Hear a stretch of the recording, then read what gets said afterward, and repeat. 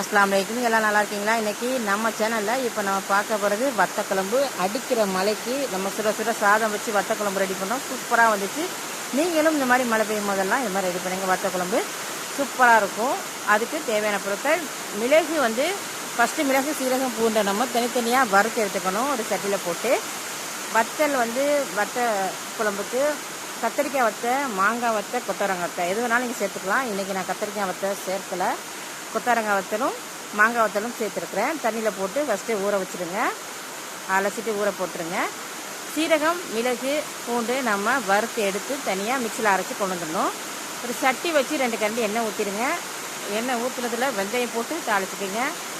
அதுக்கப்புறம் நம்ம வெட்டி வச்சுருக்கிற வெங்காயம், பூண்டு இதில் சேர்த்துக்கலாம். நிறைய பூண்டு இருந்துச்சுன்னா சேர்த்துக்கிங்க. நான் இன்றைக்கி கம்மியாக தான் பூண்டு நான் சேர்த்துருக்கேன். நீங்கள் கொஞ்சம் அதிகமாகவே சேர்த்துக்கலாம். சூப்பராக இருக்கும், டேஸ்ட்டாக இருக்கும். நல்லா வதக்கி கொண்டு வந்துங்க. 2 தக்காளி எடுத்து அதையும் சேர்த்து நல்லா வதக்கிடுங்க. வதக்கிட்டு பச்சை மிளகாய் ஒரு 3 எடுத்து வகந்து போட்டு அதையும் நல்லா சேர்த்து வதக்கிடணும். எல்லாம் வதங்கி வரட்டும்.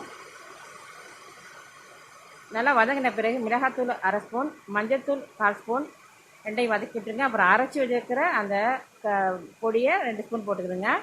மிளகு, சீரகம், பூண்டு அரைச்சி வச்சுருக்கோம் இல்லையா, அது. அப்புறம் நம்ம வத்தல்லாம் ஊற வச்சுருந்தோன்னா அதையும் சேர்த்து நல்லா வதக்கின பிறகு நல்லெண்ணெய் கொஞ்சம் சேர்த்துக்கிடுங்க. ஒரு 2 கரண்டி போல் நல்லெண்ணெய் இதை நேரத்தில் சேர்த்துக்கிங்க. வேணான்னா ஸ்கிப் பண்ணிக்கோங்க. மல்லித்தூளையும் இதிலேயே ஒரு 3 ஸ்பூன் அளவுக்கு நீங்கள் போட்டுக்கலாம். போட்டுட்டு புளிப்பு எவ்வளோ வேணுமோ, குழம்பு எவ்வளோ வேணுமோ அதுக்கு தகுந்தாற் போல் புளி கரைச்சி ஊற்றிக்கிங்க. கரைச்சி ஊற்றிட்டு தேவையான அளவுக்கு தண்ணி ஊற்றிட்டு நம்ம அதை வேக வைக்க போகிறோம். நல்லா ஆன குழம்பு கொதிச்சு வரணும். உப்பு தேவையான அளவு இதில் போட்டுருங்க. வெள்ளைக்கட்டியை ஒரு கட்டி போட்டுருங்க. அதுக்கப்புறம் கொதிச்சு வந்த பிறகு ஆனும்